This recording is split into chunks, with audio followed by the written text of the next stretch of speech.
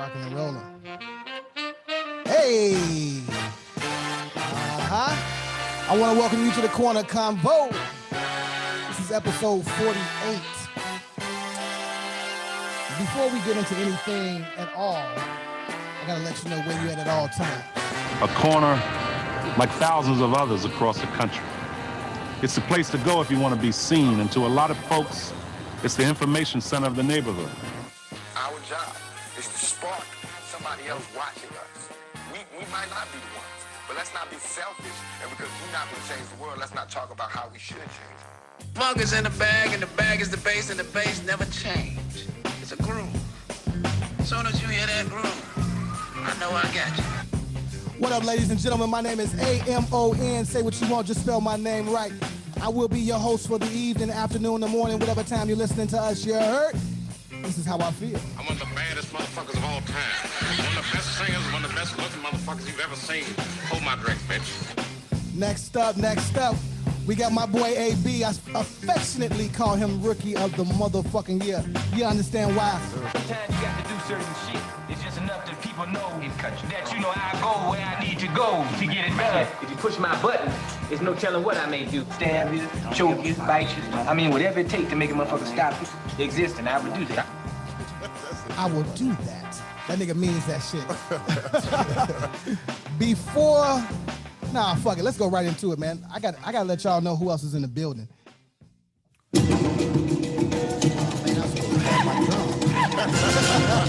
I'm an African genius. From now on, I'm an African genius. From now on, I'm an African genius. From now on, you will refer to me as the African genius.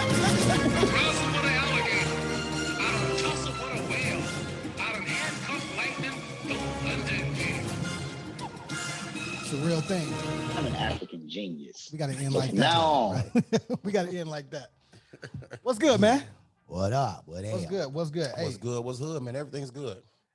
Well, we are in a new section of the compound, man, and you know, I just first wanted to acknowledge that, right? Yeah, man. When you have square footage, okay, you can pretty much do what you want, how you want to do it, you know, and props up. So just thank you, and I want to thank everybody that helped in pre-production. It was a real thing. So that don't include me at all. I know nothing. They teach me how to screw in microphones right now. You took care of catering, man. You know, like, you know, there's an art to this, man. You know, there's the person who's your engineer. They focus in on all the chords, getting all that tight and right. There's a person who makes sure the artists and everybody are taken care of, got everything they need so they can perform. You know, yeah, it's part of the team, man. Facts, all facts. Chicken was hitting. Yeah, I mean, everybody needs somebody to pack up the suitcases and, you know, be the ball boy, just to be the rebounder. I mean, it's all good. I mean, that's why I am. Yeah, he took a nasty jump from catering director to ball boy. Hey, you participated, fam. Now you work for me. Right. All right, Joe Budden. You gonna fire me next motherfucker? Right. Catering director. No, I'm never firing none of my guys, man. Let me be very clear. I'm never outing any of my guys ever. I just don't rock like that, man. But you know, fuck them niggas, man. How was our week, man? Fuck them people. Oh, man. Wait, I'm sorry. I got my glasses on inside. Excuse me, people. Sorry. You know what? Make them take note. Fuck it. He's gonna reveal. Okay, let me let you see them. Yeah, pretty brown eyes. Weekend was dope, man. Just got back from San Diego. Shout out to baby sis. She turned 25. Hey, Iorinde in the building. You know, our trips are there's something else, man. There's no way to really capture it in 4 people. The 5 of us, for the last maybe 6 months or so, there's been an idea on the table for us to turn our trips into potential monetary events, because we know people and we have a very diverse group. I got 2 sisters that teach yoga. One teaches bar, one teaches like the real hardcore Vikram stuff. My little brother is an excellent sales guy and currently embarking on his own spiritual type of thing. I can't wait to get him on the show. Professor of race, you know, and y'all know I do everything else. So it's a really dope group, man. And when we find ourselves out, man, the world enjoys us enjoying ourselves is what we kind of came to. So like we had this dope, man. Shout out to E. Waldron, bro. New family, man. Definitely the homie. Cat out of Detroit, man, showed crazy hospitality, man. Had us partying at the former mansion owned by the former owner of the Seattle Supersonics. God damn it. Seattle Supersonics, NBA team. AKA Oklahoma City. Man, whole basketball court, team.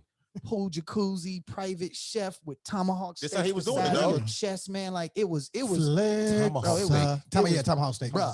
Them joints was literally the size of my whole chest, bro. Yeah. Like it was real. It was real. So no, man, it was just, but he just showed mad love, man.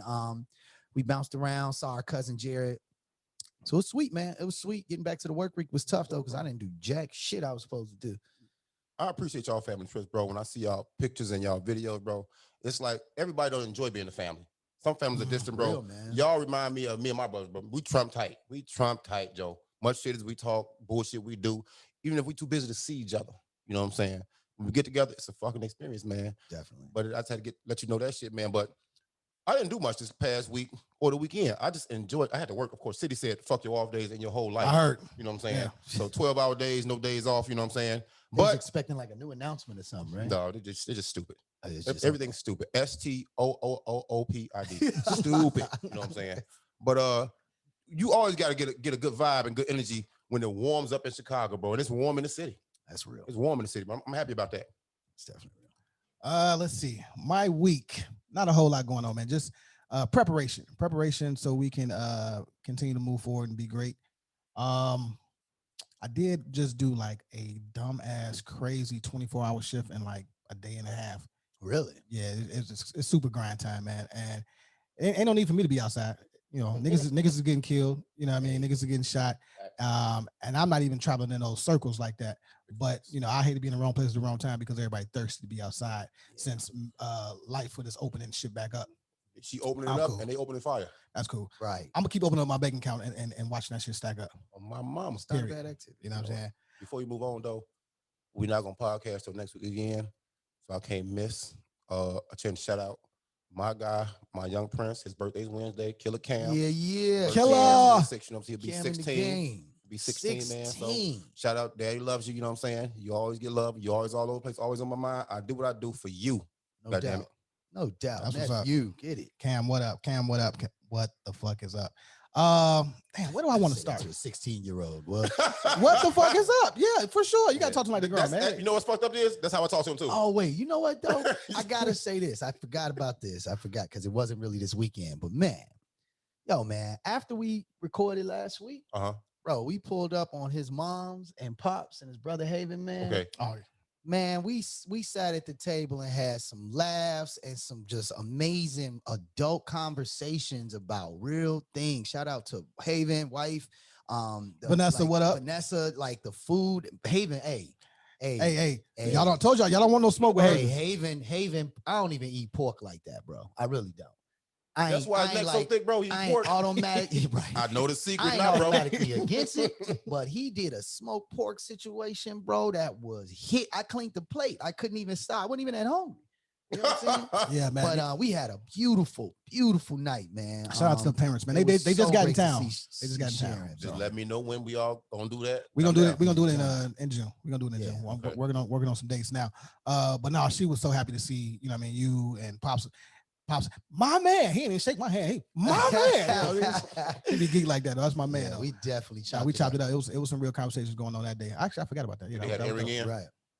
I don't know. He was a little drizzy at that point. I think he had his earring. He probably did. He was V-neck, white teed up. You know what I mean? For sure. Yeah, very dapper. We definitely ran through about 2 or 3 bottles of white wine too. So it was definitely a situation. Before we leave this, shout out to my wife. Happy birthday to you. That's Happy right. birthday, Happy Monique. birthday, Yes. Monique. You're just an amazing woman, and I wholeheartedly appreciate you making me better. Me too, because damn, we was worried about this dude. Help him rap, please. It was very Help his difficult. rapping skills. Dealing with me, I know it isn't easy, but just know it doesn't come from a place of malice or negativity. You know what I mean? It's just who I am. And I'm working on being a better person, a better man, because you deserve that. This boy is saying all the right shit. Facts. That's impressive. It's love, man. Okay, I hear you. And shout out, she was also the caterer for last week's show. So you got to give her proper credit, man. Director of catering, by the way. She was not not the chicken bone director ball boy thing that you were talking about. Hey, look, let's just jump right into it. I saw something crazy as shit, and we're gonna kind of stay in Illinois, man. I don't know if y'all saw this. This is part of the, our quick hit segment, and I just had to speak on this because it kind of pissed me off when I read it. But there's a police officer in Springfield, Illinois, who actually pulled out this man's daughter's or his daughter's ashes, pulled him out because he said he had drugs in the urn, and his daughter was actually killed. It was a major story, and he like, bro, what are you doing? That's my daughter's ashes. In cuffs already. In cuffs. Like, come on, man, this shit had to stop. So he pulled him over and arrested him on suspicion of some type of drug. Of whatever. And in the process saw an urn and said, oh, that's probably a clever way to smuggle drugs. Exactly. And so he poured the ashes out. He tested them first. Yeah. He tested them. And these devices, these kits they gave us so long ago, these are fucking countrywide. The marijuana will turn blue. The heroin will turn another color. Right. But guess what will turn blue? Everything else. Everything else turns blue. So it just tests to see if we don't use them no more. Up substances. We don't use them no more. That's how bad they was. We don't use them no more. That's ridiculous. Yeah, that shit. I had to. Y'all tax dollars pay for that shit. We don't use them no more. I mean, also, if you're trying to prove that there's drugs in here, right? You don't have to pour out the whole situation. You just test some of it. No, I think that was him antagonizing. Oh, I'm sure it was. Like, yeah. And then because he couldn't prove it was weed, he said, "Man, I found a little ground up ecstasy." He was like, "Ecstasy? I don't do that." He said, "Some kind of pills." He was like, "I don't do that either." Right. He was just reaching, fishing, and fishing. And that's why I always say, "Fuck them people, bro." Yeah. Them people, fuck them people for real. Yeah. This shit has to stop. So he has a lawsuit in place, man, and hopefully he gets his just due. Oh yeah. He already lost his child. Now he doesn't have the ashes, man. So shout out to Shay Whitey, man. That shit was trash, man. Kill yourself. Okay. I also saw another story. This happened 2 days ago, I believe. Now, there was a 14-year-old girl that literally had a baby, not in the hospital. Who knows? Back of the alley in the car. Had a baby, took the baby into your local JJ. Put her in the alley in the car, bro. Bro, if she what movie is this? Brenda's got a baby. I'm trying to tell you this is what the fuck it was.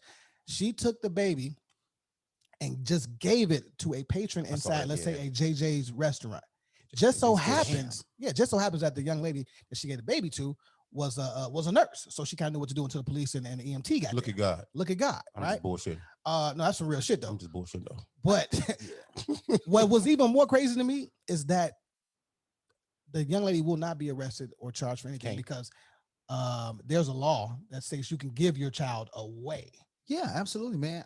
What's that's crazy. And the baby still had the umbilical cord. It's weird for us to hear something like that because again, we have relationships with our parents, man. Right. But like that, the reason why that's legal is because the alternative is this 14-year-old keeps this child that she cannot care for, potentially exposes to all kind of traumas in dangerous environments, and this baby is gonna pay the price of just for being that born. decision, Mm-hmm. right? So it's like it's definitely. I mean, in some ways, is it wild? Absolutely, man. But it's you want to encourage people to make the best decision for the baby, right? Because if you know you can't handle it, I mean, you're 14 years old. Stop fucking. Yeah, that's You know real. what I'm saying? That's real. But is it a reality that we're gonna stop these kids from fucking? Right? Sure. It's wild as hell. Like I couldn't imagine, You got a daughter. Yeah, right. So even her at some point, let's say she gets pregnant. If she's 21, 25, it's gonna register with me differently, right? Because of my daughter. Connected, bro. Right. Yep. But at 14, 13, 16, you don't have a skill set. You cannot take care of You're yourself. not going to develop it mentally. You're changing emotionally. everybody's life around you. Yep. Exactly. You know what I If mean? you don't have that support network, then yeah, it's better to take the baby to a hospital or a adoption Somewhere, do facility, Yeah. so that baby does not have to suffer the consequences of what you clearly cannot manage. I'm just happy that another alternative that McKinney didn't mention was she wrapped the baby up, throw it in the trash. Brenda's got a baby for real, you know what I'm saying? Exactly. And because she's a minor, she probably got slapped on the wrist anyway. And I'm glad New Jersey sent out the reminder, the Amber Alert status that, hey, in Amber Alert status that, hey, remember, New Jersey is a safe haven state. You can drop babies off within a certain time frame, fire stations, police stations, hospitals. Do that. Yeah. Do that. I mean, can you imagine how many babies in the 80s, even though, you know, there was a lot of hype over the crack baby thing. Yeah, I'm just saying it was the media overly hyped that. So we all went around with this general thought that like the 80s created a you know, booming Frankenstein. of crack babies. That was a lot of media hype. But there was certainly a lot of babies abandoned in that era simply because of the way that they came into the world. And so, yeah, a lot of these laws, man, I think those are progressive ways to approach that shit. Let me ask you this. Who do we blame? Are we blaming the child? Are we blaming her environment? Are we blaming the parents? It's a lot. That's a medley. That's a medley of things you can blame. It's definitely a medley. It's a medley, bro. Fucking because somehow, somewhere, some way, that child, she doesn't feel. She doesn't feel. But DJ, please pick up your. No, I'm stop playing. She don't feel comfortable enough to come to her parents with the mistakes she made. Okay, you know what I'm saying? Or she knows the consequences of what she did and she's afraid. Right. You know what I'm saying? And then you got the not teachers, but the teaching that we should be doing to the youth, because we should, man, hold on to your bodies. Even young men, hold on to when you want to insert your little motherfucking penis into some pussy. You know what I'm saying? Ladies, close your legs. You know what I'm saying? Close your legs. You can't make them, because sex is all around them in these books. What we talking about last week, bro? It's on the internet. Everything, bro. It's a fucking free fall. Their favorite songs, are the most throat baby. Name the top 3 female artists right now, rappers. What they talking about? What's the one? Cardi B's WAP. WAP. You know what I'm saying? Throat baby is a whole nother one. That shit's crazy. You talking about the sound that make me hit that shit in the back? WAP. That's WAP. But you know, and you have to think about that. I do think that the pervasiveness, because also those types of songs, like literally the president's wife in 92, right? George Bush's wife sought to fight against what you call them getting two live crew being on the radio, right? And in the USA, come on. And what's unfortunate about that situation for me is that too many black people looked at it as she's an old white lady. She don't know what's going on in the hood. So this has to be some super racist shit, right? Okay. But in reality, number one, Two Live Crew didn't win no motherfucking Grammys. Don't do that. We didn't stop no major level of music from being produced by fighting for Two Live Crew. What we did do was we enforced the fact that you can now say whatever the hell you want on a record to children on the radio. And that, to me, is where black folks, you know, we be getting it wrong sometimes. And I think that's one of them. We should have fought. You know why? Have you listened to B96? Yeah. Listen to 103.5. You know what their songs are about? Yeah. Being happy, falling in love, having fun, being successful. They have to go to the black stations. It's nigga shit, to hear man. the Future, 2 Chainz. Everybody go shoot a motherfucker. Everybody go, you know, hit everything you can touch. So we ushered that shit in. And I know there's a lot of conversation about freedom of speech and all that. I'm cool with all that. I get it. I just think that there's no way you can tell me that it is a good idea to let wet ass pussy play on the radio at 8 o'clock in the morning when people are taking their 5-year-olds to school. I used to hear this shit banging out the window in my classroom before first period. Is that what y'all call appropriation? Is that what y'all call appropriation that we kind of talked about last week? This ain't appropriation. Or is it force feeding? Us doing this shit to ourselves. It's force feeding the message of bullshit. I'm listening. I hear what Kende's saying. He's absolutely right, because at some point we have to hold ourselves accountable for ushering this shit in, though. You know what I'm saying? But at that time, when artists are trying to break through, you know it, because you guys are both y'all not industry, but y'all work in the industry. You know what I'm saying? Yeah. Calling somebody industry is an insult for those that didn't know. You know what I'm saying? True. Y'all in the streets, goddamn, it's a difference. You know what I'm saying? But I'm not in the streets. I just run the corner. I just run the corner. Y'all live. I got one corner. Sorry. In HP, y'all own this shit. You know what I'm saying? Y'all own this shit over here. Don't snitch on me. I own Chicago first. So let's start there. I'm a product of Chicago. Big facts. You're right. You know what? Pardon. No, you're fine. But yeah, bro. You know, they wanted these artists to make music the way they wanted them to make it. You know what I'm saying? And they was like, "No, man. If I want to do my shit, I want to do it my way. Was it vulgar? Yeah. Was it different? Yes. But see, the same reason they tried to ban 2 Live Crew, they tried to stop Tupacalypse, not Tupacalypse now, but Strictly for My N-word from coming out. Saying Dan Quayle and all these motherfuckers. That's real. So now it's 2 different messages. You're trying to ban everything, but I'm with you on that. You know what I'm saying? So at some point, we have to hold ourselves accountable. Yeah, for what we allow. At the end of the day, Joe, at the end of the day, man, and I say it both ways, right? Like, I definitely was listening to Snoop Dogg, 8 Ball, and MJG, Pimp Chronicles types, Too Short shit. But you had to go purchase them shits, though. Not only did I have to go purchase it, it wasn't on the radio. That's what I'm saying. And on top of not being on the radio, when I listened to it, I had to be quiet. Yeah. Like, my mama wasn't playing that shit. Put your headphones on. My pops was not playing that Turn that shit down when I'm around. I had to sneak around to the basement to, you know what I'm saying, listen to the shit if somebody came over, right? So it's like, I do think that you cannot protect every kid from everything in the world. It is what it is. But I do think that we are just way too prevalently giving them adult information at very infant level years. I had this conversation with my brother on the trip, bro, and my sisters. There was a TikTok video of a mama and a 7-year-old. Now, in the TikTok video, the mama and the 7-year-old at the end twerk. My thing is, I think I saw that together. There's more than one. There's like 7,000 of these, right? Yeah. So my thing is this: do you accept the fact that young ladies, young boys, whoever, at some point are going to twerk? Yes. Do I put myself in a video with my 7-year-old daughter twerking? No. I let her discover twerking at her own pace, and we talk about the history of it being from Africa if we need to. But at the end of the day, I do not put myself in the video where we twerk together. So we are accepting far too much. So I can't footwork with my son. Footwork is not twerking.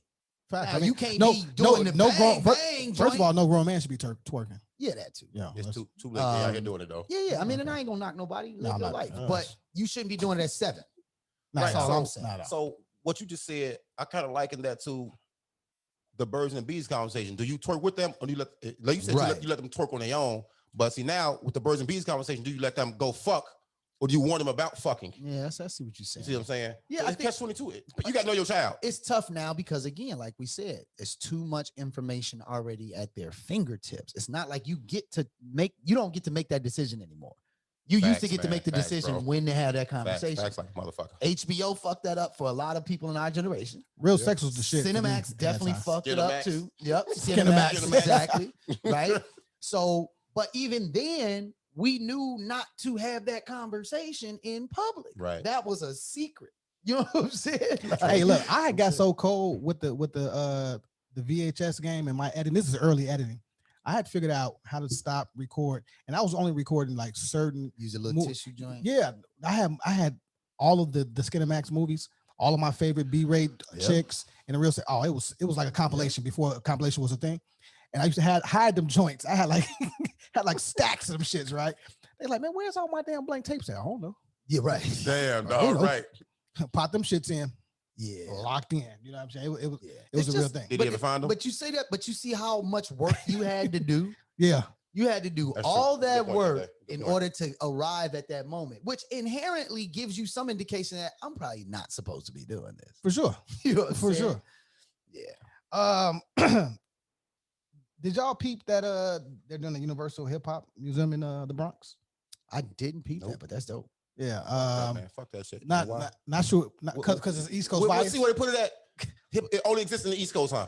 That's where it started. Well, at, yeah, it started in the Bronx. It's supposed to be. That's fine too. We got a Museum of Science and Industry. Fuck that. Started in Chicago. The best thing about that shit is the boats. There's actually a hip hop related museum coming to Chicago that I can't speak about. Yeah.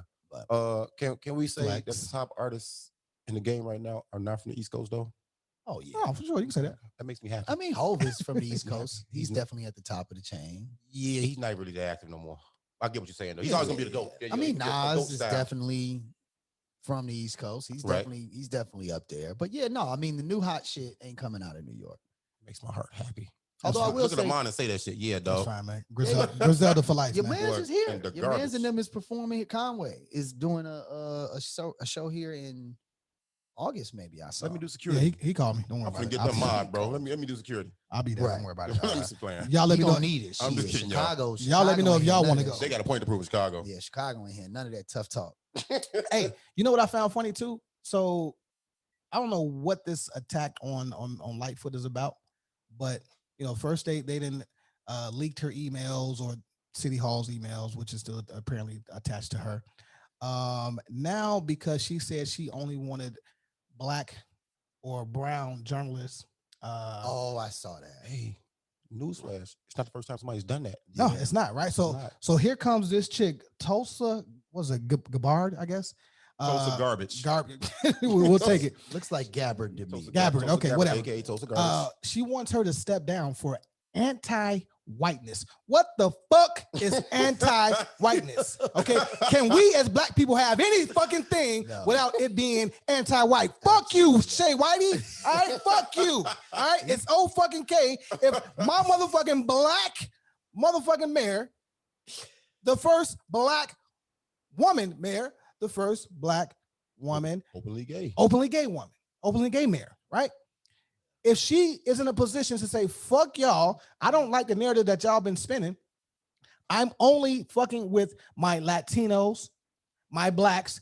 It's fucking K. Like, we have a fucking voice. We can speak, we can talk, we can write, we can articulate ourselves. All those things. So here's the problem. The fuck is going on? The problem is that she's, and I don't know that this is a quote. I'm taking your quote. Yeah. The problem is if she did only, right? Like, you can't actually expect she did only that all white people are going to be told they cannot report the news in a city as large as Chicago. There are more white people in Chicago. For sure. But I'm saying, I think it was one specific topic. I think that she was saying, I'm only doing brown and black. This is what she did. Oh, so she said, because I saw some of the story. I didn't read it deeply. She's addressing something, bro. Go ahead. Yeah. Go ahead. But I'm just clarifying. So she said some conferences will be for, oh, okay. Yeah. Well, yeah, I don't have. But you know, like they put the eye popping shit on the front page. Lori says, fuck white people. Yeah, in the media. true story. Basically, you know That's what what I'm I saying? saw. So, but what she's doing, what she's doing is she's spotlighting the lack of diversity in these journalism rooms behind the scenes. Those that get to sit at these anchors, the anchor desk, and all these places. Bring it back, remix. DJ, please. You know what I'm saying? Today, I've been fucked up for the last 3-4 days, bro. My mumbling, if I had NBA 2K sliders, bro, my mumble and stutter would be on 100, boy. My mumble and stutter would be 100. 100, dog. But yeah, man. His reading to be at a 62. But yeah, Joe. Fuck that. That's how I feel out here. So she's just spotlighting diversity, man, and I ain't got a problem with her doing it. Not at all. I definitely agree, man.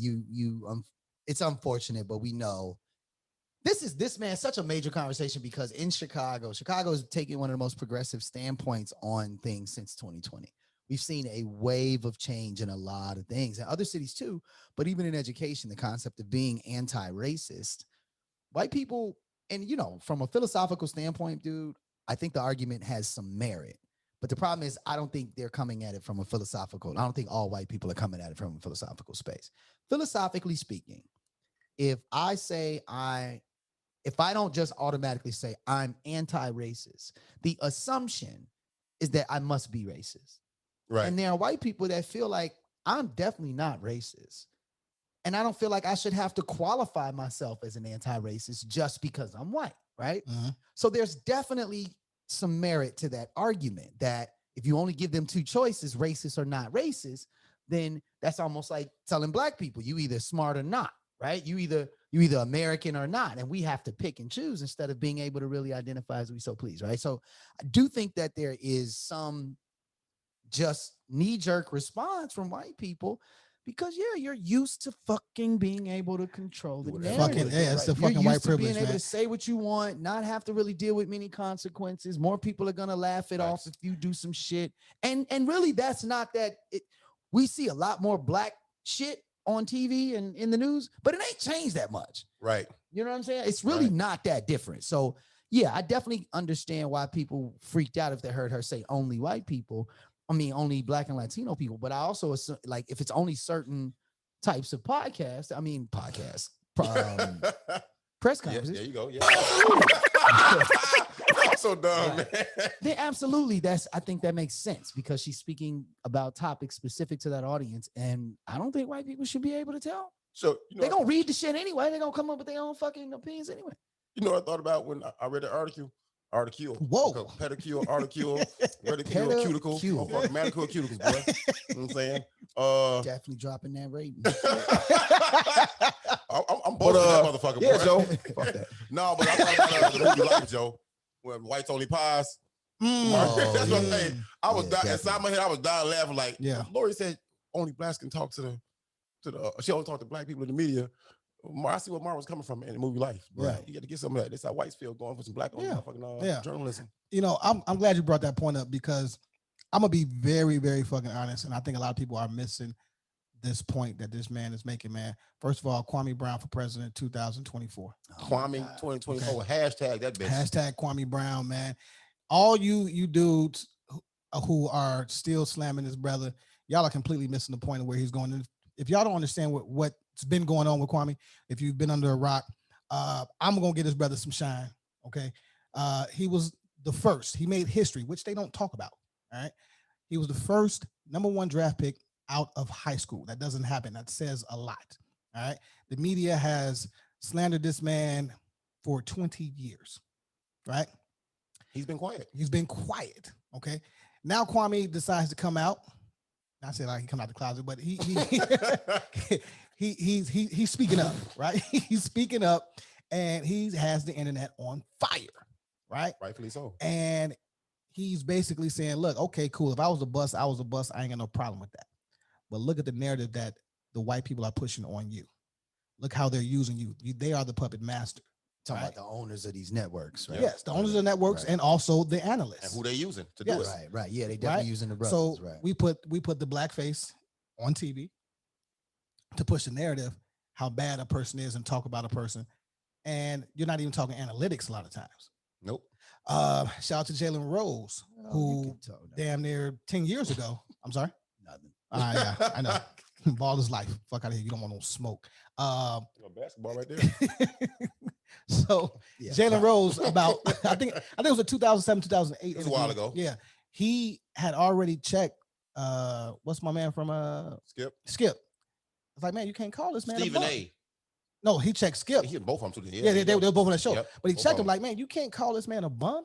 You know what I mean? He's or bust. You don't make it to the NBA as a bum, man. You don't. You might not be the greatest NBA player to ever play, but it's impossible to get to the NBA as a bum. 1%. It's literally impossible. And so, elite. Yeah, I've been following this story since he you know. How could you not, bro? Except Lester McKinney. Right. How could you not? Yeah, right. Yeah. I wasn't following this shit at all until about 20 minutes ago. No, the shit is dope, though. So what he's basically saying is he was like, he's talking about, man, you know, all y'all do is tear down the black man and this, that, and the third. Woo.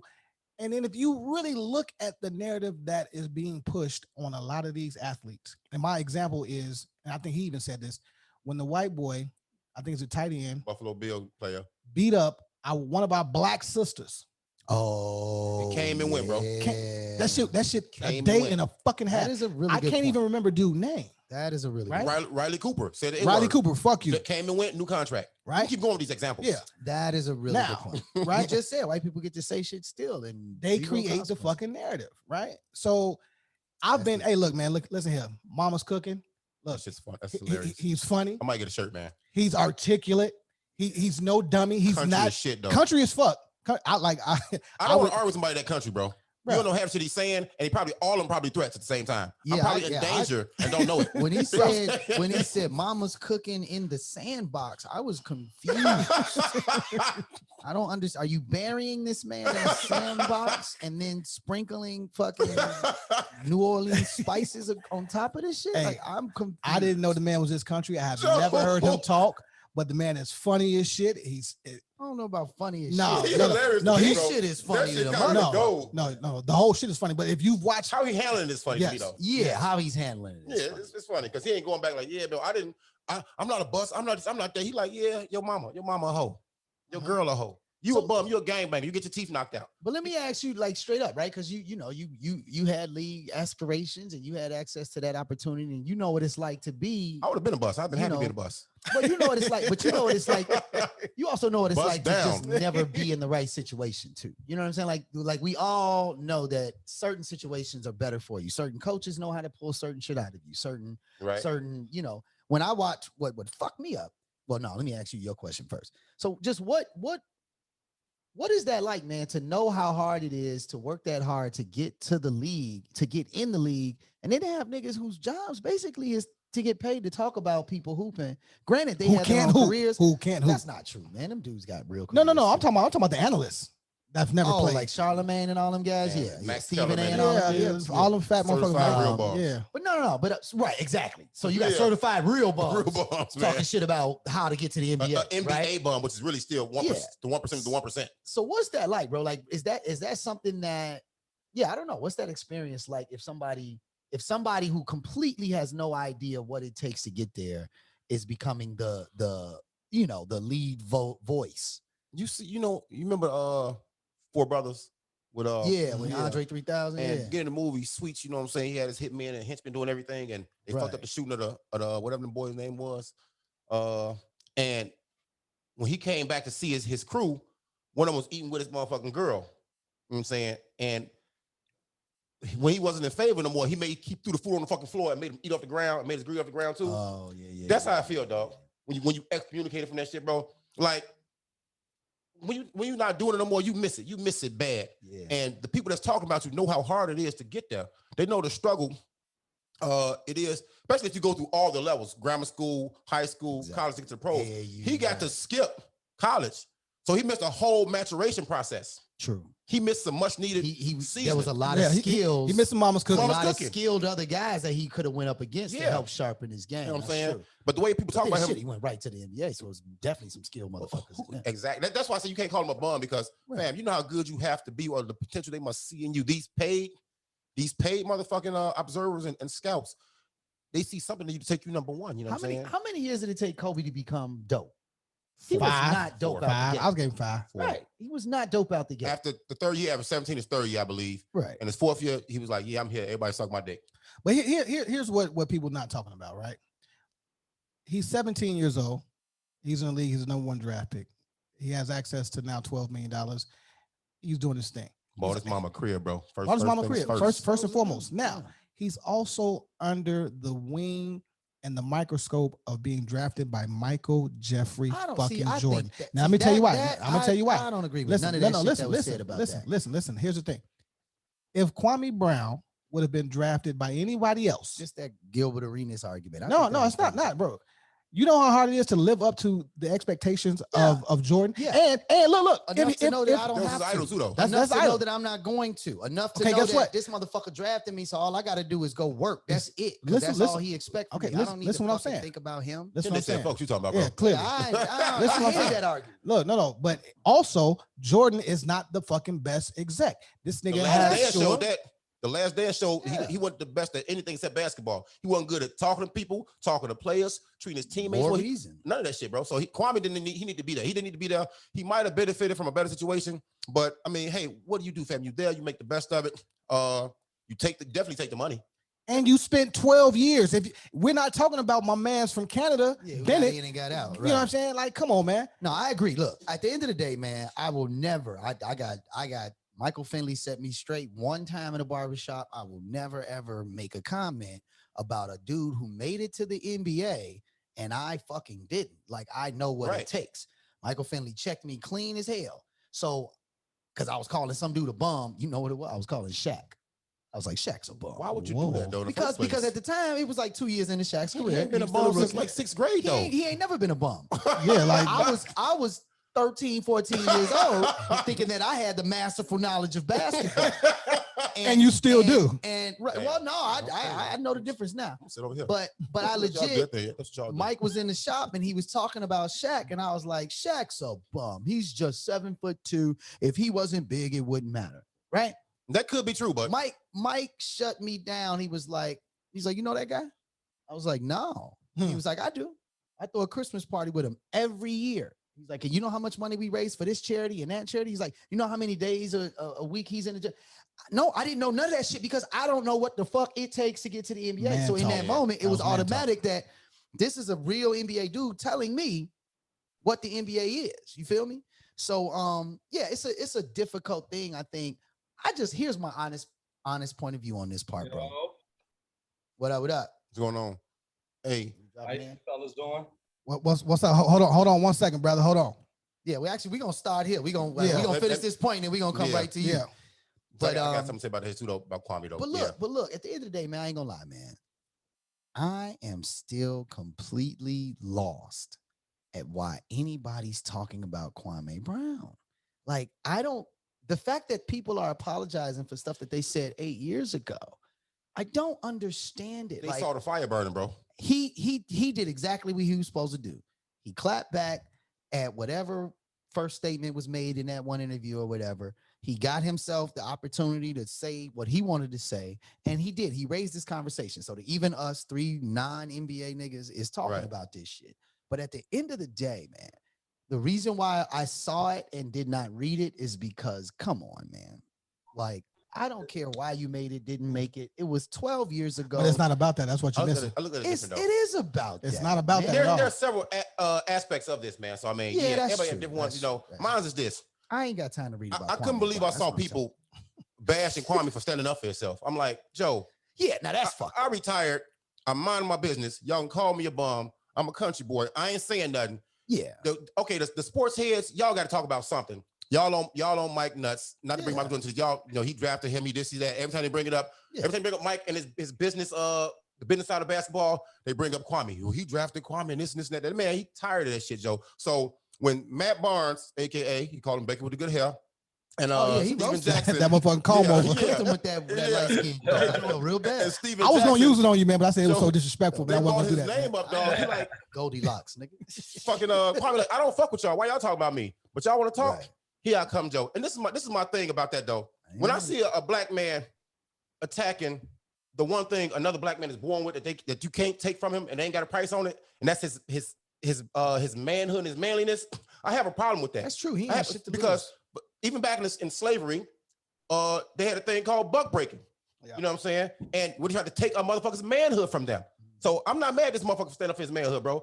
Fuck not at all. Fuck Definitely them not people, mad at Joe. Kwame. Not mad at Kwame. And since y'all got him started, y'all open Pandora's box. He say, "Fuck it, I'm not gonna stop it, y'all. I'm gonna do some whole extra. I'm gonna get everybody, everybody. You said this. You said this. You said this. Look here, hey, dog. They all apologizing. And then he said, you know, hey, y'all come to Atlanta, I'll jump up and down on you. He shouldn't have said that. That's kind of like a pause moment. But he said, I beat your ass. Yeah. Without saying I beat your ass. Yeah. Like I jump up down you like a trampoline. It's right. And No Chill Gill said, hey, fam, I saw the man break a bouncer jaw. Right. I don't know what y'all want to do with that. He's 6'11" all muscle. He don't look like he out of shape now. You know what I'm saying? And another point of that is this, though, and I'm going to shut the fuck up. To sit there and hear this ridicule all them years, how do you think that was going on his mental health? Yeah. You see what I'm saying? How do you think it was going on his mental health, dog? Yeah, y'all supposed to be my peers. Yeah, I'm not mad at him for fucking. Some people are wound. He probably got wound tighter and tighter as the years went past, and boom, here we go. Yeah, you know what I'm saying? Pressure. You have the pressure of being the #1 draft pick. Period. I don't care if it was MJ that drafted you. I don't care if it was Lamb Chop that drafted you. You're the #1 draft pick in the NBA. You're going to feel the pressure. That's also a part of being successful in the NBA is rising to the occasion. If it didn't happen, it didn't happen. There's a million reasons why. I just don't understand why this is such a fucking. I got to end my shit with this though, bro. As a black man, your currency is your manhood, bro. It's your manliness. As a black man, your currency, your one true currency. Fuck this cryptocurrency. Fuck these dollars. That's obsolete. They're obsolete now. Fuck this. Yeah, bro. Even though I do got crypto money, though. Let me stop fronting. You know what I'm saying? But the one thing they can't take from you, they can't put a price on. You can only give it away. Yeah. Is your manhood, your manliness, bro. You know what I'm saying? I definitely ain't mad at him for stepping up and protecting him, his name. Like I would do the same shit. That's what's up, man. This actually ties right on in, man. Bossy, I appreciate you bringing up the mental health aspect because we've been highlighting mental health all month. That's what we do on the corner, bro. We do, right? We keep it on the corner. We keep it relevant, dog. So a good friend of mine, man, I consider him a brother. I consider him a friend, cousin. You know what I'm saying? But you greet him with a joke, though, when he came for earlier. sure. You greet him with a joke, though. Oh, you know how we get down. That's what we do. That's what we do, right? You know where he at. I met this brother well over 15, almost 20 years ago now, right? Yep. And we found out that we knew a lot of the same people, didn't even know it. And it was just good vibes, right? Out the gate. So he had been watching the show and he reached out. He said, bro. Kudos. Thank you. Appreciate you, sir. He said, bro, I wanna, he's like, you don't even know this about me. He's like, I want to tell my story. I want to, you are opening up gates and making me feel comfortable. I'm ready to come on and just share what I know about mental health. Right. And I said, all right, man, let's do it. If you want to do it, I'm open to it. I'm talking about my brother brother Gibson. Okay. How you doing, sir? Gee, what up? I'm good. Yourself? I'm good, man. What's going on with you, Cool? What's up, Cool? yeah, you gotta get the first Cool. Right, yeah. See, I gotta get. Yeah, I gotta get that in, yo. I know we on the serious, yeah, I gotta get it. Now, if I say it, I'm just biting, really. Pause. Right. You know what I'm saying? Like, good job, dirtbag. First dirtbag. Yeah. Also, one day, man, I found out Juan could hoop, man. He actually played the St. Ben's, man, with a couple of my guys. St. Benedict's? Yeah. Oh, wow. Yeah. We bust their ass at Web. I don't know what year though. We got y'all. Hey, man. Hey, what year you graduate? I left. I went to Greener Pastures, bro. Literally, Greener Pastures. I left in '94. I left in '94, bro. Okay, all right. Yeah. So hey, man, don't be tearing down on St. Ben's though. Get back to what we talking about. Right. Man, Chicago niggas is so protective of their high school. Yeah. That's where we spent the most time, man.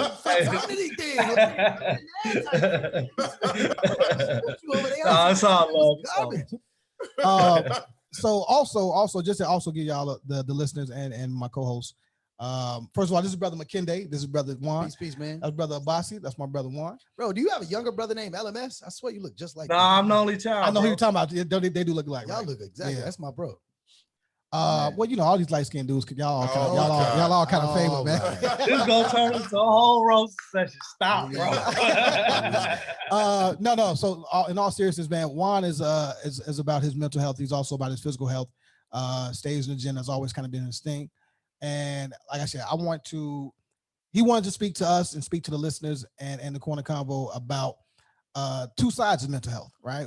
Where it starts, he had some mental health issues, dealing with it, being on the other side of it, going through it, and just getting to it. So, Juan, the floor is yours, brother. Tell me, where does mental health start at? What happened with you? Myself, bro, being honest with you, it started from very, very young in my childhood. I grew up in a very abusive home, physically, mentally, verbally. And so did my mother, myself. And so from very young age, I knew something was different, something was wrong. But, unfortunately, we as Black men in the community, we internalize it from very young age all the way through teenage years and your adult years. As Mon mentioned, I went to St. Benedict and nobody knew what I was going through, and that's high school. I went from 5th grade all the way through graduation of high school to St. Ben's, and nobody really knew what was going on. My father was extremely abusive, and those are the conditions I grew up in. I just think it's important to have a discussion. It's important to have a discussion pertaining to mental health awareness. And, that's the reason why I reached out to Amon and I said, let me just answer any questions, anything that anybody wanted to know or you guys wanted to know as far as mental health. I definitely got a question for you, Don. Definitely. Go ahead, brother. Go ahead. I mean, I can go on and on, but I think one of the best ways is to just, hey, listen, answer some questions and then begin to. Yeah, let's just dialogue. Let's just have some dialogue. Hey, was there ever when you were feeling the way you were feeling? I don't know if you ever got diagnosed or so I can't speak to that. But was there ever a point where you felt like you were telling people, "Hey, man, I need some help," and nobody heard you, nobody understood what you were saying, or that you were reaching out for help? No, I never mentioned it to my family. I never mentioned it to any friends. What I would do is find different alternatives. Instead of verbalizing it, what I would do is I'd stay out all day. I'd always be at like a friend's house, or I'd be in the park, in Chicago, California Park, the lights don't go out. So I'd be in that basketball park from the time, I got out of school until the lights was just about to go out. Then I'd go home,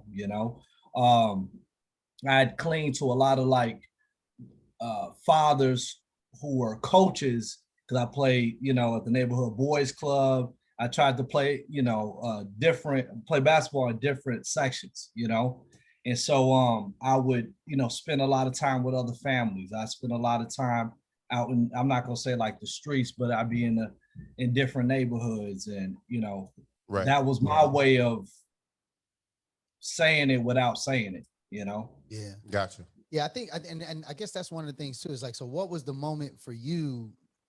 Like, what age were you? What's going on in life where you kind of recognize that, there's something else bothering me here. This is a deeper issue for me. Because I think, to your point about Black men, we tend to, in our heads, we get over shit.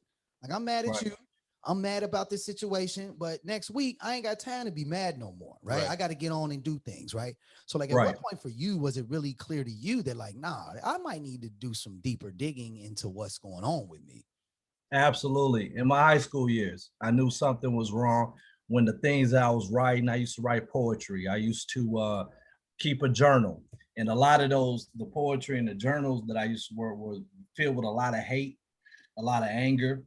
And, one thing that weighs on you is when you got to wear a mask. We all wear masks. Let's just be honest about it. Facts. And, we wear a face mask. Pre-pandemic too. We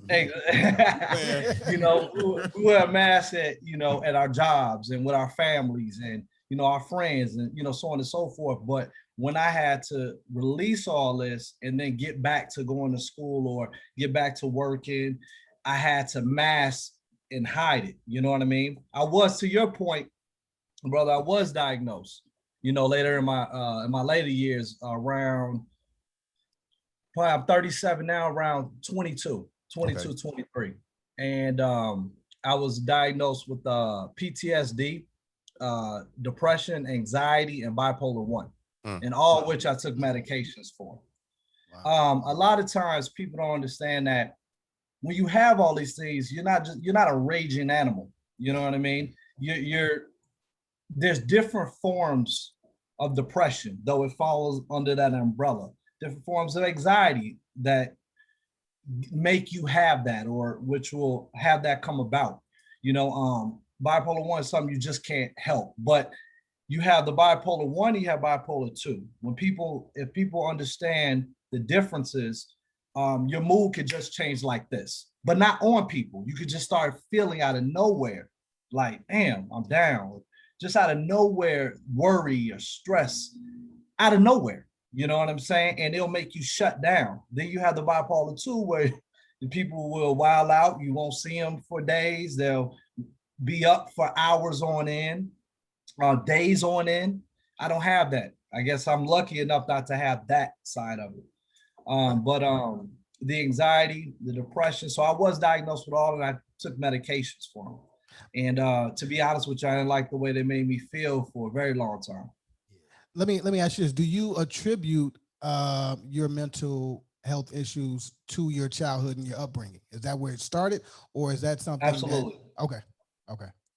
Do you think that if you would have reached out, do you think it would have gotten as bad, or you think it would have happened no matter what because of the trauma that you had gone through? Answering that question, and it kind of reverts back to, I believe, your question, where you said, how do I put this? When I did try to just say something, when you grow up in a Black household, it's kind of like, boy, ain't nothing wrong with you. You know what I'm saying? Yeah. And so something's wrong, but you're not able to really express it once you get shut down like that. Right. And so I definitely recognized it around my childhood years, for sure.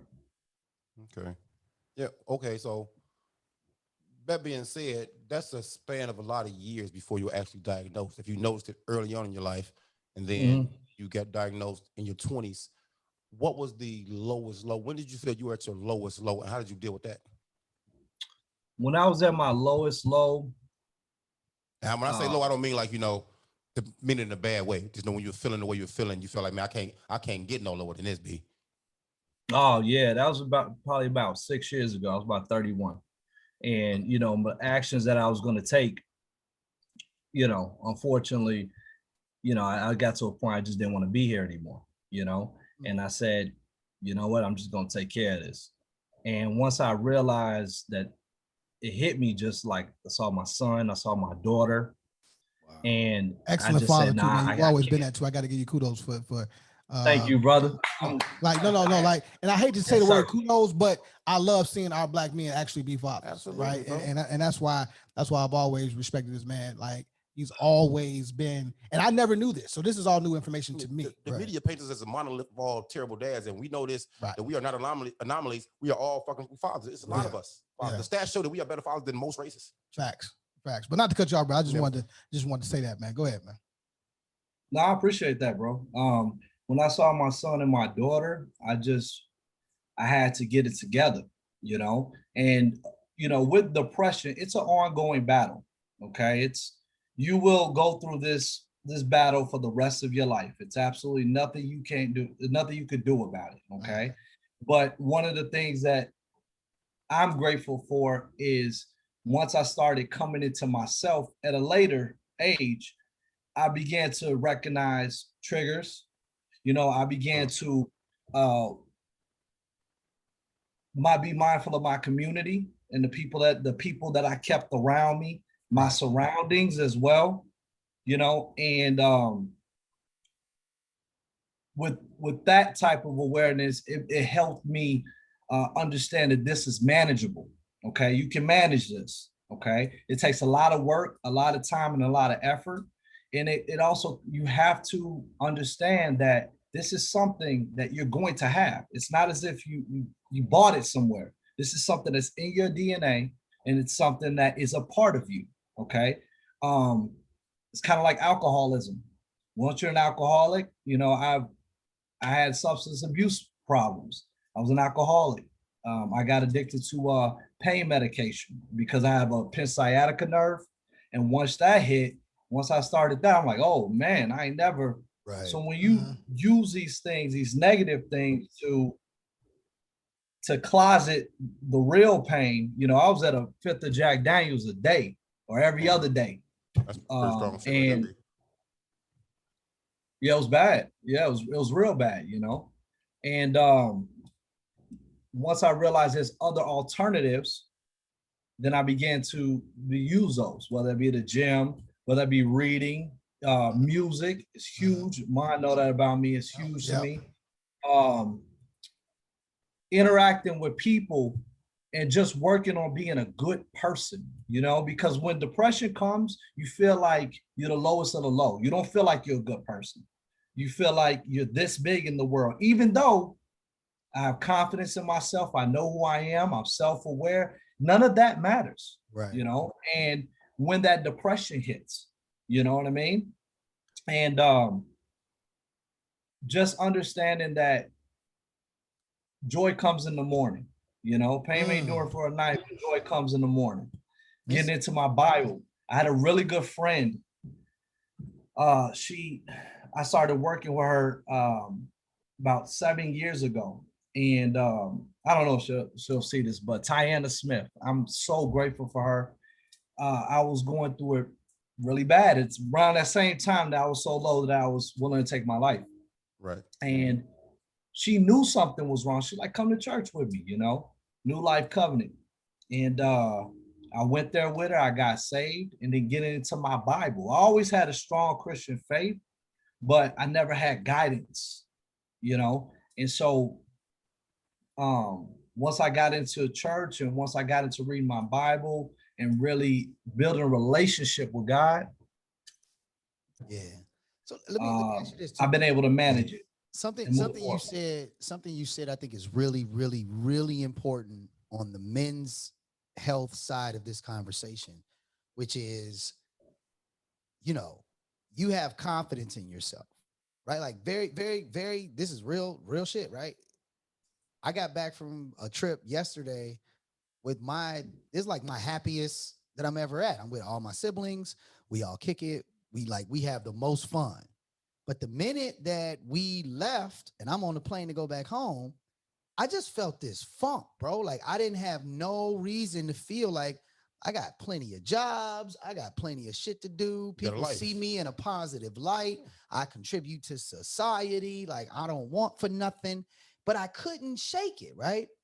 And I remember in the moment really trying to have a conversation with myself like, yo, bro, what could you possibly be tripping on when you don't have nothing to be tripping on? And it clicked that that's how depression seeps in. Like you said it perfectly. You don't have any control. It just hits you. And when it does, you have to go to managing the tools, right? So real talk, bro. Woke up this morning and was like, all right, I know exactly what I got to do. I'm prepared to do everything I want to do, and couldn't shake the funk. And it jarred me because I just thought to myself, like, how many people struggle with issues simply because they don't even know why they have them, right? So like, if you don't even know why a feeling like that takes place, outside of having tools, outside of all of that, it's even harder to make sense of, right? So you end up burying yourself deeper and deeper and deeper into it. So one of the things I wanted to ask you was, you mentioned going to church and having that community around you in the space where you have to allow yourself to be vulnerable to other people, knowing that you may not feel confident about yourself, right? Everybody's looking at you like, oh man, he the man, he good, he ain't never got no issues, right? But you know you have a struggle with that. What is that time? What is that feeling like when you know that you need to, like you said, you weren't really trying to tell nobody, but she starts picking up on some cues. You start being a part of a particular community. That community makes you feel, I would assume, that you can be vulnerable, comfortable enough. Yeah, because I think that's where it comes out, man. I think that we just we talk to ourselves about it in our head, and then we move the fuck on the next day. You know what I'm saying? Even if we don't move the fuck on for real. You know what I mean? Right. Mm-hmm.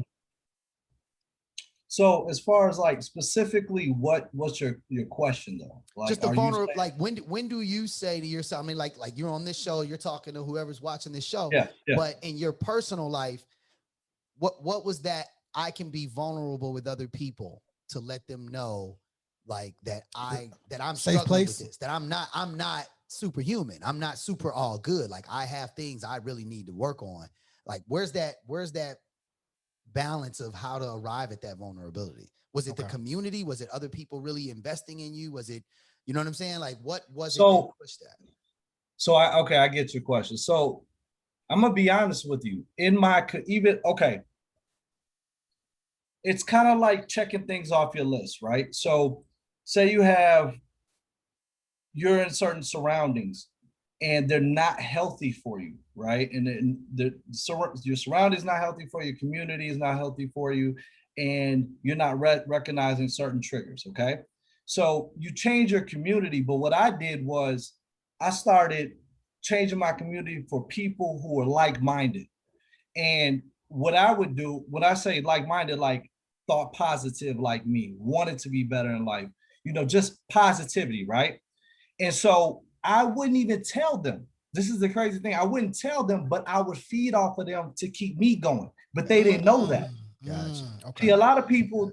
So I started saying, okay, I like beautiful things. A lot of also too, mental health has and I can only really speak for our community because I've sat in these meetings. I'm an African-American male myself. A lot of times we are so like our masculinity is so important that we can't say, man, that's gorgeous, or that's beautiful, or you know what, I really like that, I love that. Or you can't tell another brother, you know what, bro, I love you. You know what I'm saying? I love this dude. I got love for him. I love you too, brother. It should be no. Why are we afraid to? Why are we afraid? Why are we afraid to express ourselves? So I said, instead of trying to act hard on this side, I'm gonna get around a bunch of people that I know who I am. I know at the end of the day, I'm gonna take care of me. You know what I mean? By any means necessary to make sure my children have me here on this earth. You know what I mean? If y'all get my drift. So at the end of the day, So my thing is that I'm okay with being honest with myself and the people I'm around. And so I started being around those people, and their energy and vibes and positivity was so good. And so, you know, it felt so good that I keep that around. Okay, I like that. Okay, so now I get around some people who are in AA meetings, Alcoholic Anonymous meetings, and so on and so forth. So I go to those meetings, and those people are positive, and they have worse stories than me. Man. So now I'm taking what they are going through and saying to myself, you know what, I can get through this. But still, I honestly speaking, or my family, to be honest with you, became my friends, brother of mine, like they became my family. So my family, who I tried to tell things to or reach out to, and I felt I got swept under the rug, or oh, it's not that big of a deal, or whatever it may be. I said, okay, I'm gonna leave y'all where y'all at. You know, I love you, but now I have 5 best friends that can make up in my entire family any day of the week. You know what I'm saying? And I know that may sound strange, but at the end of the day, that's my truth. You know what I'm saying? And I'm living this life, and I got to get through it. So I'm going to take positivity and utilize that. But did they know what I was going through? No, you know, but it helped me get from where I was to where I am now. And also, go ahead. No, not to cut you off, man, but no, you good. I'm not gonna lie to you, man. I want to further this conversation, man, because there's a lot to really unpack. And just because it's Mental Health Month doesn't, like, you know, we talk about mental health all the time, right? But I know I wanted to highlight you. You wanted to come on, man, and I love it. And I don't want this to be the last conversation that we have. And we don't necessarily have to be. You know what I'm saying? It doesn't have, bro. When I tell you, when people hear this, they're gonna go crazy, because it's like, wow, they don't even have to know you, but to know that you are okay and being vulnerable and sharing this, bro, that's amazing. You know how many people, like, you just empowered so many, you don't even know, right? Even if it was just under the guidance of, yo, your environment affects you, and who you have in your environment affects you. And if you don't make changes to your environment, you're going to keep suffering from all the shit that comes with it. That's a huge, we were talking about that even earlier. Yeah. That's a huge component of finding mental health, as you said, is finding that space and community where you can be, exist, and feel comfortable being you. Nobody's got to tell you. You know that. You already know that this is a space where I can be comfortable. And I think hopefully that's what we're trying to create here with the corner. It's particularly as it pertains to mental health, for sure. And before I let you go, man, I have to ask you, you having kids, do you worry about that being in their DNA as well? Absolutely. Yeah. Daily. Whenever I see them, and I have my kids pretty often, so whenever I see them, it pops in my mind. It does. Whether my daughter may, you know, my girlfriend, she's wonderful and explain it to me how girls work, but when my daughter get her little attitude, I'll think to myself, I'll be like, man, I hope she ain't. You see what they so, you know, right. So she's like, nah, calm down. It's normal, you know. But yeah, on a serious note, I think about that, especially with my son, you know, and yeah, I do, brother. But absolutely, I thank y'all for having me on, bro. Like, I'd love to have a conversation again, anything pertaining to it, you know, because we need to, beyond that, bro, I mean, a great platform. Thank you, man. Thank you. Thank you for that. But I mean, we can talk mental health. You and the bossy can figure out some shit to talk about, getting in this gym, because that's what the fuck y'all do. You know what I mean? I'm sure at some point we can talk off camera. What the fuck this pick you look like 6'6", bro. How tall are you, man? Yeah, I think that. 6'5". Yeah, hey, a name like a bossy, bro. I definitely know you. But look, bro. Here's what's absolutely funny about you that. come with jokes too, huh? Here's what's funny. Oh, he got heat. He got heat. People assume the same thing about me, but a name like McKinday, like you 6'8", 290 whatever pounds this dude is. So when I first met McKinday at the oxygen, I first met McKinday, right? We had met each other. So I swung up to the promontory one day, and he DJ, he doing his thing. He say, man, I did not know you were that tall. Yeah, you the largest human being. Bro, I can tell. Hey, your knees is right to your chest. Exactly, man. Hey, Juan. Hey, you funny as hell, bro. My whole house look very small. I feel very unaccomplished when he comes. Oh man. Hey, hey, look, man. Hey, Juan. Look, listen, brother. I want to thank you for sharing. All right, no, that's some real shit. We will talk, and you are always welcome, brother. The corner is yours, brother. This is your corner. You know what I mean? Anything you want to talk about, promote, whatever, I'm here. We can figure it out. It don't matter. You can, whenever I'm shooting, man, you want to jump on, we can talk some shit. Cause actually I want to even at this point, I want to get you live and in person. Yeah. You know what I'm saying? Cause you know, I know you. Yeah. I know you. Hey, bro, I'm gonna come. I'm prime, bro. Like how we set this up, man. You let me know. I'll let you know my schedule. And honestly, I love to meet y'all, brothers. Y'all, I can feel the energy through here, bro. Yeah. For real. That's real, man. I mean, this is wonderful what y'all doing, bro. Y'all don't understand, guys. Like y'all really blessing some people out here, man. You know, just what y'all doing is empowering us as a community, man. Like, thank y'all for real. Man, when I saw that on my talking about mental health, man, that just, it gave me motivation myself. You know what I mean? It made me feel good that there's people out there that do care about all of us as a whole. Love, man. Right. Love, bro. On the real.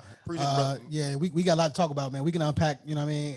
Some episodes down the line, whatever. We're going to set something up, man. Talk to me, man. Salute to you, King. I appreciate you, bro. Love you, man. All right. God bless y'all, man. All right, man. Get off. Get out of here. I had to get on bullshit. You knew he was going to do that. Yeah, I'm going to let you have the last one. He with the Shamar Moore smile at the side and shit. This nigga going to get all the love. All right, what? Nah, man, that's my guy, man. I thought this is water. I feel like I met one. And it's not. Oh, let me get that. That's funny. Water. Yeah, you OC. Good water on deck. Yeah, man. So shout out to Juan Gibson, man. Man, look. Glad he came through the corner, bro. For real. Yeah. That was intense, man. Yeah. And it was a lot to. We didn't scratch the surface, bro. Nah, at all. I didn't give my experience at all. That's where my first question came from. Yeah, you know what I'm saying, because nobody heard me. I'm looking like, all right, I'm gonna have to fix this shit myself as usual. You know what I'm saying? You know, coming off of that that conversation, that I don't even want to call it an interview. I mean, it's just really a conversation. It's the corner Convo. Corner, man, is the center of the universal information for however that shit go for the hood. That shit go, dog. We just stole somebody's whole quote. We can't even get the shit right. Oh yeah, bro. I kind of want to transition into this last little discussion topic or what have you.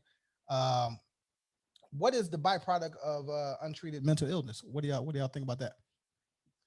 Everything you see in these streets. Yeah, man. You know, I think, you know, we were talking earlier about mental illness and mental health being, you know, different and the same. And you know, can we define that? Can we just Google that? Mental illness in general is usually something very DNA based, like chromosomal, right? Mental illness, meaning you're born with that, right? Generally, not all the time. It's potentially there. Yeah. Because of your DNA makeup. Your DNA chromosomes. You have where your mother got it. Your mother, right. One of y'all carried the gene. You're more at risk. You mom off the back though, bro? Yeah, you're more at risk.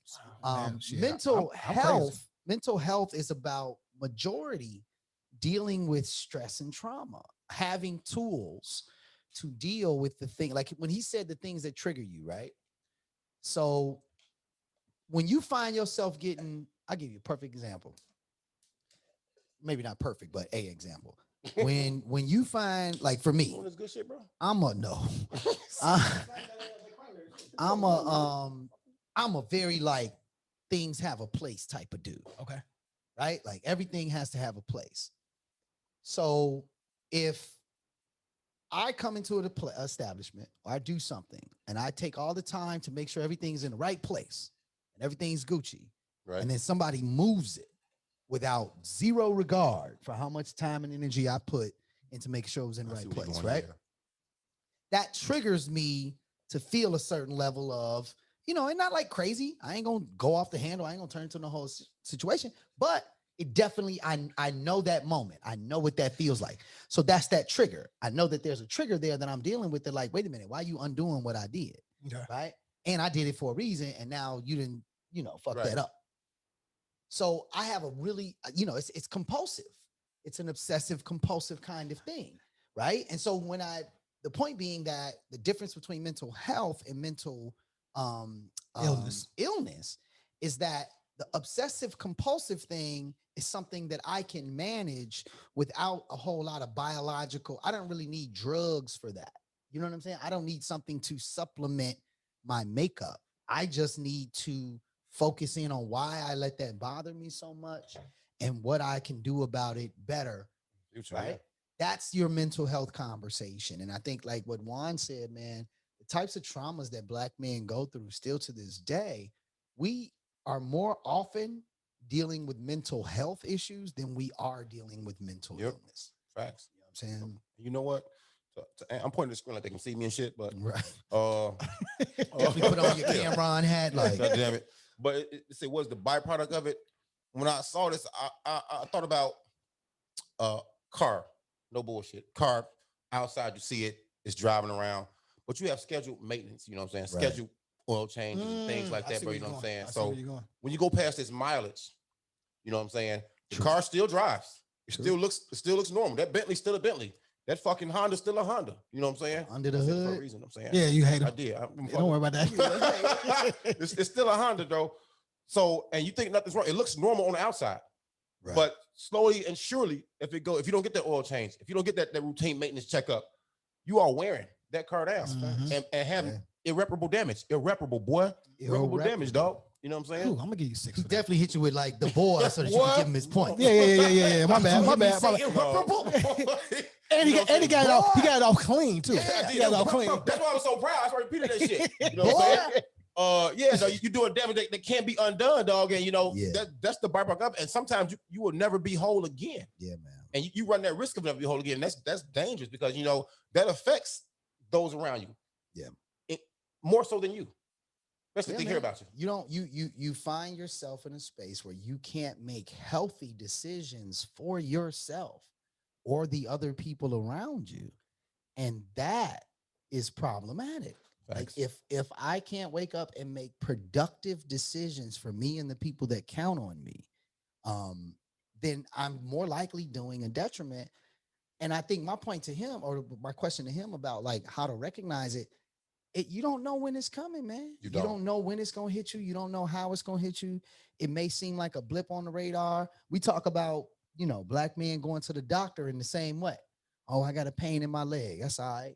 I'll be all right. Right. On my stomach, whatever. I'll be all right. We don't go to the doctor. It's the same thing. Like he said, the more you overlook these issues, the more they lock themselves in and ground themselves. And once you get to the end of it, you become irreparable. I think, he talked about triggers, right? And recognizing triggers, right? I've gone to therapy and I recognize some of my triggers in a relationship.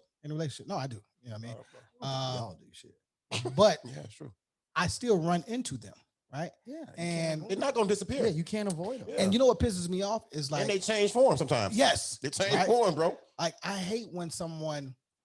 Don't ask me a question, right? And you know that you really want to ask me something else. You're just trying to see what I'm going to say first before you ask your real question. Right. I hate that, You know what I'm saying? That shit get to your fucking point. Don't talk around your shit to get to your point. What time you get off? Don't matter. Well, you know what I'm saying? But to be fair, though, that's something that's something that frustrates you. That may not necessarily mean you have a mental health issue. No. I'm just talking about triggers, right? Because if you're dealing with someone who has a trigger and who has a mental health issue, everybody has triggers, right? I'm saying, but if you have a mental health issue or illness, those triggers can send you down the rabbit hole. That's it. That's what they call it a trigger. So that's the important distinction is that trigger that you just explained doesn't lead you to a place where you feel like you need to change. If I had mental illness, that trigger would. Exactly. That's what I'm saying. Yeah. You know what I mean? So it's just like, I find myself a lot of times being easily triggered by my children. I find myself being easily triggered sometimes by my wife. I find myself definitely being easily triggered by the people I work with because I don't understand how you don't see certain things. You really want to call them stupid, huh? You know what I'm saying? I have a big issue with people's tones. As y'all probably can tell. Yeah. Tones set me off, bro. Yeah. You can say the worst shit in the world to me. Just you say it in the right tone, it won't even bother me. True. It won't even fucking bother me, dog. You know what I'm saying? And to Kende's point he made a few minutes ago, he said you never know when these feelings are coming, bro. Like last year, dog, I could be having a great day, doing all the things I love to do, whether they're good or bad, or helpful for my life. I can be making the worst choices and be happy. All of a sudden, I feel like, man, you know what? I'm finna go home, y'all. I'm cool. Yeah. I'm decent. What's wrong? We just get started. It's kicking now. Bro. We good. No, I'm gone, bro. That was the scary part about it. I feel that. I think sometimes because I know we are all thinkers, right? And I think a lot, right? I think about sometimes how I'm viewed by this person.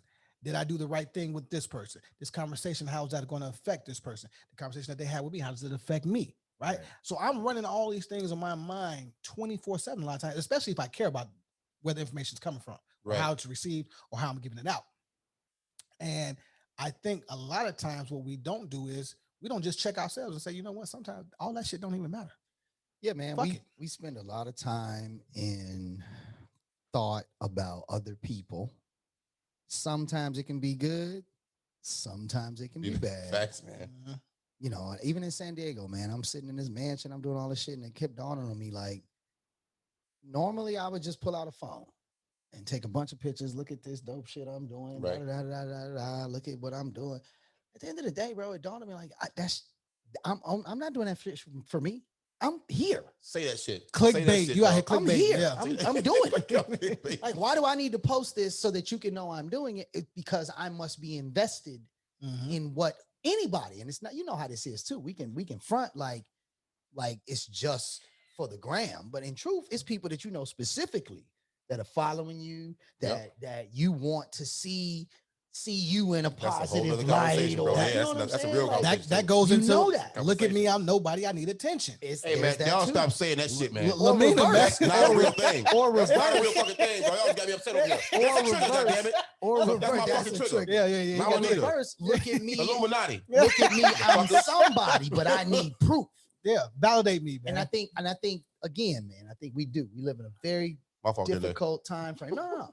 We live in a very difficult time frame for trying to manage that type of influence of energy, especially when you have kids, man. Like teaching, what I didn't get a chance to ask them is like, as a teacher, it's sometimes really tough to recognize certain things in a student because they don't always share with you the details of their home because they're concerned about how it's going to affect the people in their home.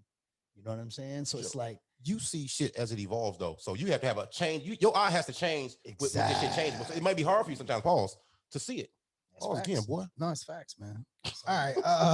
I gotta ask y'all this before we get out of here, because again, man, this will be a yearly worldly conversation. My trigger too, you know that, right? That's right. Hey, all right, throw that shot the window. Well, you can be triggered in them all on real. You want to take the stairs? Or you want to take the window? You want to take the stairs? Let me ask y'all this. You look like dude. Oh shit! I was gonna let Becky with the good hair get. I was gonna let him get through, man. Oh boy! That's why he got his hair covered up today, man. Nah, you know what I mean? It's all good. Don't worry about it, man. Oh man! I didn't even want to do that because the Becky with the good hair, man, that was disrespectful, man, and he really meant that in a certain kind of way. That's true. But when I saw that shit was fire. Look, that shit was fire. The first person I thought about, like, I got to flip that on the show. But but you know, I'll figure out another way. Don't worry about it. I got gray hair. Yeah, Bossy with the gray hair. Man, that shit dumb too. Damn. That nigga didn't age. Just for me. Right. He need that just for me. You be brushing the shit out your beard. You know what you don't be doing? Brushing in that motherfucking darkening that Beijing, color. man. Sure. Hey, don't come with me because you can't view. Hey, do this, dog. Hey, look. I gotta ask y'all one question before we get out of here. What's more important, doing the right thing or doing things right? They're the same. You know what? That's pretty interesting, man. I think to me, doing things right. It depends on the person, bro. It depends on your ticks. It depends on your personality. It depends on your upbringing. A lot of things, bro. A lot of things go into that. I think for me, doing things right. You know what I'm saying? Doing the right thing, man, that shit's fucking overrated. It's a movie. I'm not like, if somebody drop $500,000 on the street, I ain't turning that shit in, bro. At all. Okay, I feel Fuck y'all. Feel that. I do. That don't feel right to me. Somebody drop some pinnacle on the street. They ain't getting that shit back. He said, man, I'm pulling that shit out. Number one, ain't nobody dropping pinnacle on the street because ain't nobody buying that shit but you. That's number one. If somebody do buy pinnacles on the street, they gonna give it back. They gonna find the original owner because they think that's something that person needs. That's a crap help, huh? Yeah, it's definitely a crap help. Right. It's an ends justify the means justify the ends kind of conversation. Tomato. I think it depends on what is important to you. So, in any profession, you have to do things that are out of your hands. Your hands are tied. You can't change how this decision is going to be made. And in those cases, you want to take the best approach possible to make it, good for everybody, right? But then there are other things where for a fact that no matter how you handle it, it's going to end this way or that way. And so if you can change the approach to make it end in the way that is the better way to change it, or the better way for it to end, then you can do that. So yeah, I don't know. I think about it in the same way. I don't pick one or the other. Ultimately, when you ask me my involvement in something, I want to be able to say for 100%, I felt exactly that I did what I was supposed to do in that situation. Okay. Like I don't feel like two for do the right thing, doing things right. Two for do the right thing. Two for do the right thing. Then I'm rolling. I'm rolling. Doing the right thing doesn't always benefit you. So I'm for doing things right. Right. I think do the right thing. I'm saying that I think that it depends on what's going on. If we're talking about a student who is unable to communicate to faculty and staff that they are homeless. Okay. Because they're worried that as mandatory reporters, that's going to land them in a foster home and their parents in some type of issue with the state, right? Right. Me doing the right thing in that moment would generally be considered turning that information in. The laws and books. He's homeless. That shit is trash to me. Right. However, also by not doing that, right? Much to Juan's point, maybe this young man does not recognize how damaging protecting that experience is to him. Yeah, right. And if I have the certain knowledge or information to see that, like, I know you are loyal to them and you love them and you are concerned about, you already are concerned, but you're even more concerned about what it would be like without them. The right thing, doing things the right way in that time might be not reporting it, but still identifying to shorty, hey, let's find you a different situation.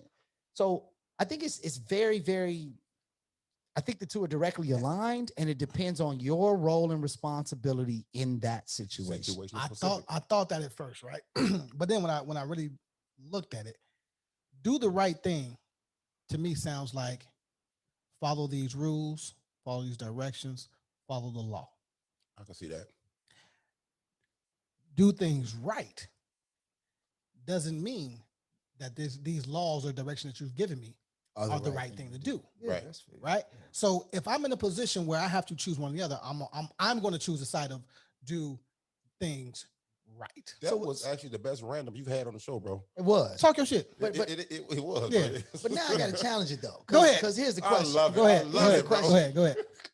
If a young man is really, really, really down on his luck, you notice it. He's around. You've seen him around the neighborhood all the time. He takes up to robbing people, old ladies here and there. He don't hurt nobody. He don't hit nobody. He don't even put no weapon on nobody. He's just a clever cat, right?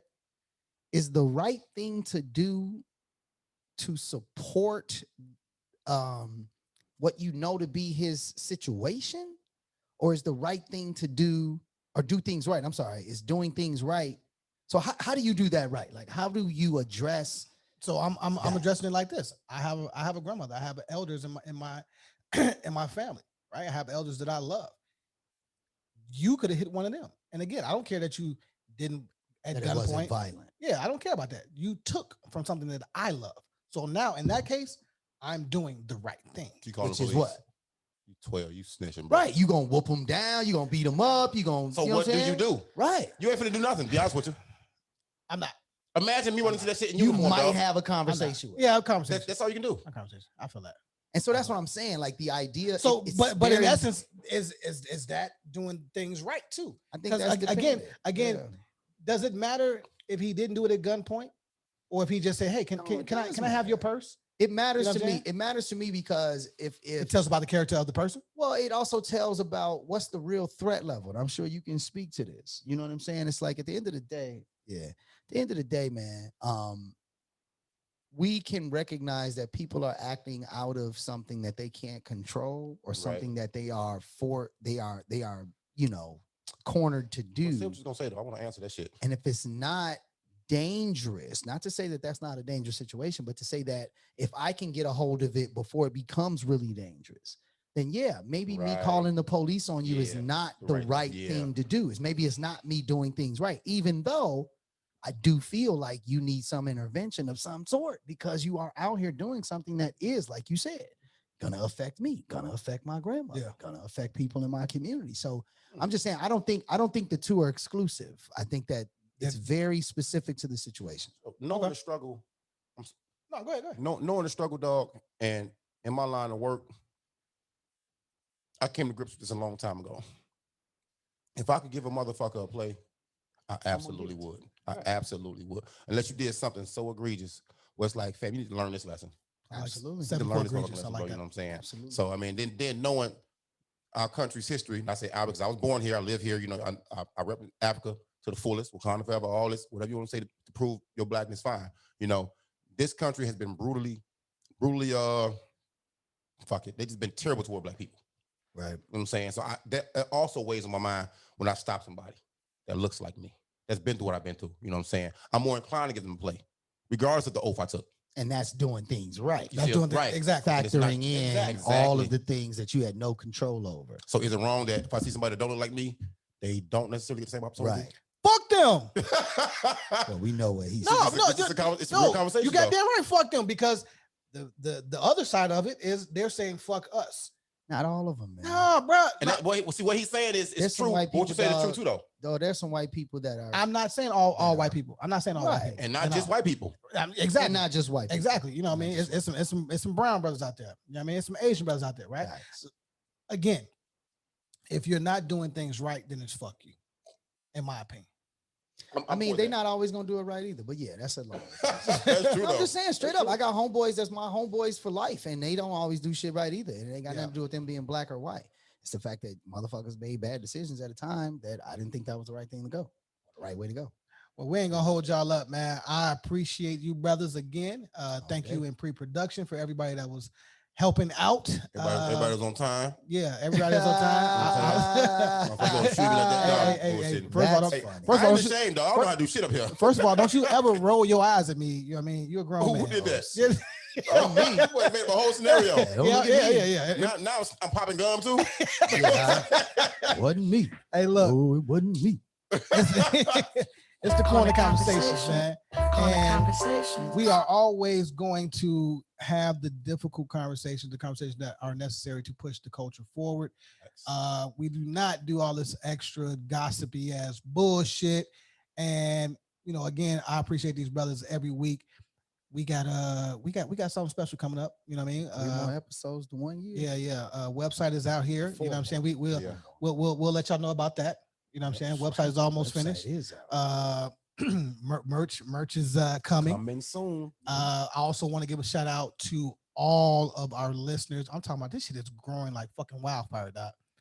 It is, man. I am thoroughly fucking humbled, to say the least. You're not, but it's okay. Yeah, you're definitely not humbled. That's not a word. That's not part of my. That's not part of my. You didn't pass that part on the vocabulary test. I know that word on the SAT. I'm sure you got that one So wrong. when I put these glasses on, ladies. Yeah, this is what a fuck. That's his humble look. Ladies. Exactly. What Ladies. we're talking about the ladies. Ladies. Give it up for the ladies. LL Cool J his way out of this shit. We out, man. It's the motherfucking Corner Convo, episode 48. Thank y'all for listening. God bless you. Good night.